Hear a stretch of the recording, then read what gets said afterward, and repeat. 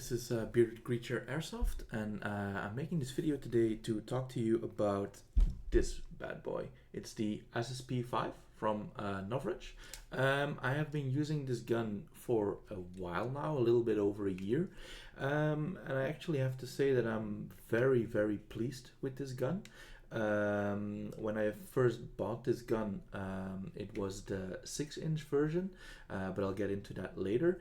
My overall experience with this gun is basically it's low maintenance, it's super easy to clean, it's super fun to shoot with. The split sight gives it like almost no recoil, and it's super accurate. When I go to skirms, there's some people with like M4s that can't make like hits because the distance is too long or something like that.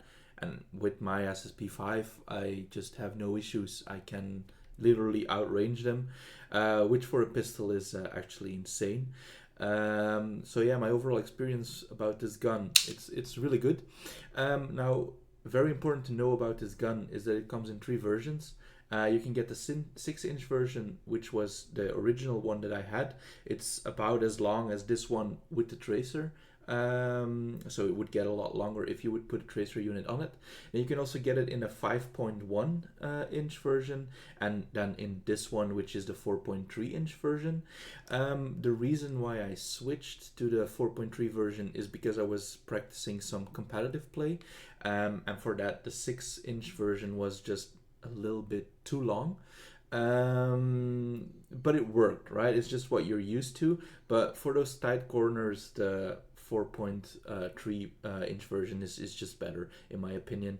In terms of accuracy, I can't really say that they're changed a lot since switching to the 4.3 version compared to the 6-inch version. You do have a shorter inner barrel, of course, but it basically did nothing to the accuracy. The only thing where you can see a difference is that the gun got louder when you're shooting it, and that you have to turn your PSI. I play with HPA, so you have to turn the PSI up a little bit to get the same amount of joule, but that's of course because you have a shorter inner barrel. The bullet gets less velocity because it's out of the inner barrel more quickly, so you need that more PSI to get the same FPS or joule readings. I'm from Belgium, so we play at a max of 1.2 joules, so you have to turn your PSI up a little bit, which costs a little bit more air, but it is very, very doable. If you made it this far into my video, thank you very much for watching. Please like and subscribe below. I have an Instagram as well. Basically, my handle on everything will be Bearded Creature Airsoft. That's where you can find me. So please do try to follow and like my videos there as well. It helps me out a lot. I'm trying to build a little bit of a YouTube channel and give you guys as many videos of my skirms as possible. Thank you very much. Now, the HPA adapter I play with, it's not the Novritsch one. I haven't had the pleasure yet to test that one out. Mine is a Vinci Customs one. I like it just because it's angled and it's pretty lightweight. I'm pretty happy with that. The only downside of it is that it's 3D print, and I don't know if you can see it, but the very first time that I played with it, my mag release got shut up. But it still works, right? That's the main thing. Now, I also, as a first HPA adapter, I had one from AirTech, which was a straight adapter. That worked fine as well. The only issue I had with that one is that I had some misfeeds, but that's completely due to the adapter and not with the SSP5. With my Vinci adapter, this one runs super smooth. Like, it feeds every BB. I have no complaints at all. And I also know, because a lot of friends of mine have the SSP5 as well, and they run the Monk M4 adapters, and they work perfectly as well. The upside of those adapters is that they are aluminum, and then you don't have the issue, of course, that things get shot out.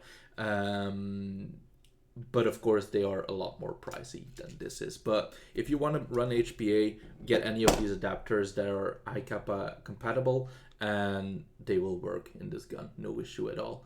Now for upgrades, I did do a few upgrades to this gun. Again, this is only because I wanted to do some competitive play. For normal skirms, it's completely perfect out of the box. You will have no issues. You will get really good performance. But for competitive play, you need that little bit of being able to shoot faster, which this gun can already do basically. It shoots pretty fast. Those follow-up shots are pretty good. And also with the split slide, you have almost no recoil, so that works perfectly. But I just wanted that a little bit faster for those follow-up shots, because for competitive play, again, it's very important. But actually the upgrades I did to this are very minimal in costs as well, because if you compare this to like high kappa platforms in competitive scene, they can go up from to like 1,000 euros to 1.5 thousand euros, which is insane. I don't have that that kind of money. So then this is SSP5 is actually really good if you want to get into it and you're not sure if it's something for you, because you can keep the costs down. You can just buy this gun. The only thing that was changed in this gun is there was a heavier recoil spring in there, so the recoil, like the slide, shoots back faster. Different leaf spring, a different nozzle spring, and I also changed my inner barrel to a PDI inner barrel. And then the last thing is just a short throw kit. So it sounds like a lot, but it's actually very low in cost. I think the upgrades in total are like 100 euros or something like that. That together with the gun, you're still below 400 euros, which is very nice if you compare it then to the high kappas of 1,000 to 1,500 euros. They're not the same, of course, but it is competitive in my opinion in the competitive scene. So definitely worth purchasing this gun. For the performance, like I said in the beginning of this video, very accurate, very consistent. The only downside that I found with the performance is of course because of the faster play and the amount of BBs I shoot through this. I don't use this as a secondary when I play with it. It's my primary. The nozzles tend to die quickly, but that's not due to the nozzles being poor quality. It's just because the amount of BBs I shoot through this thing, yeah, you just reach the lifespan of your nozzles more quickly. And the one thing I always have happen with my nozzles, it's the, I don't know if you can see this, but there's like a little thingy underneath the nozzle, basically pushes out your BB out of your magazine or your adapter and loads it into your gun. That one basically just breaks. I think it's just because it gets stuck or hits the back of my magazine or like the feed lips, and that's why it breaks off.